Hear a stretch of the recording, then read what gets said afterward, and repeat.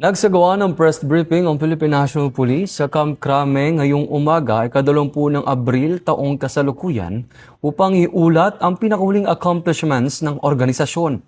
Ayon kay Police Brigadier General Randolph T. Tuanyo, ang Chief Public Information Office, patuloy ang pagpapatupad ng Safer Cities Initiative sa pamamagitan ng pinaigting na police visibility, masinsinang law enforcement operations at pakikipag-ugnayan sa mga lokal na pamahalaan.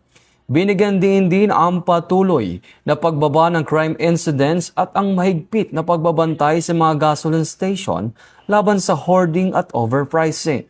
Samantala, nagbigay naman ng pahayag si Police Major General Roy Parena, ang Direktor ng National Police Training Institute, na iniimbestigahan na ang kaso ng sexual harassment na kinasasangkutan ng tauhan ng NPTI na isinasagawa ng patas at naaayon sa batas.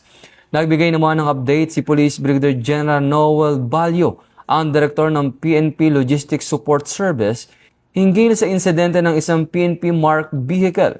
Habang nilinaw ni Police Brigadier General Rolindo Sugilon, ang Acting Director ng PNP Training Service, ang issue sa rental concern sa field training program billeting sa RSTU car.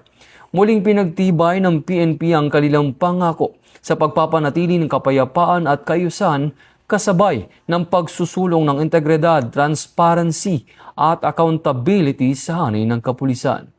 Ito ang bagong PNP para sa bagong Pilipinas.